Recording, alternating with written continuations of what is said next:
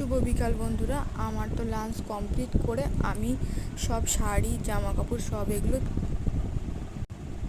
সব তুলে নিয়ে এসেছি। আর দেখো আজকে কিন্তু রৌদ্র কিন্তু অত ভালো ছিল না, খুব কম ছিল। আর দেখো সকালে ঘুম থেকে উঠে আমি তো প্রচুর টেনশনে পড়ে গেছিলাম। কি টেনশন বলো তো? কারণ দেখছিলাম যে এই যে আজকে আমি এতগুলো কাপড় চোপড় সব সাপের জলে ভিজিয়েছি আর একটুকু রোদ নেই। সকালে উঠেই ঝিমঝিম করে একটু তাও বৃষ্টি হয়েছিল। তারপরে আমি অনেক কষ্ট করে শাড়িগুলো সব মেলে দিয়ে তারপরে ভাবলাম যে শুকোবে না, তো থাক, ভগবান তাহলে আছে মনে হলো যে থাক, আমাকে ভগবান অনেকটা বাঁচিয়ে দিল। তারপর দেখলাম অনেকটাই রোদ চলে এসছে। তারপরে আমি দেখলাম যে সবই শুকিয়ে গেছে। বিকালে কিছুটা ভেজা ছিল, সেগুলোকে আবার উল্টে পাল্টে নেড়ে দিয়েছি, সব শুকিয়ে গেছে। সেগুলো তুলে নিয়ে এসে ভাঁজ করে নিচ্ছি। দেখো এখন যদি ভাঁজ না করি পরে কিন্তু আর সেগুলো ভাঁজ করা হবে না, সেই জন্য সব নাইটি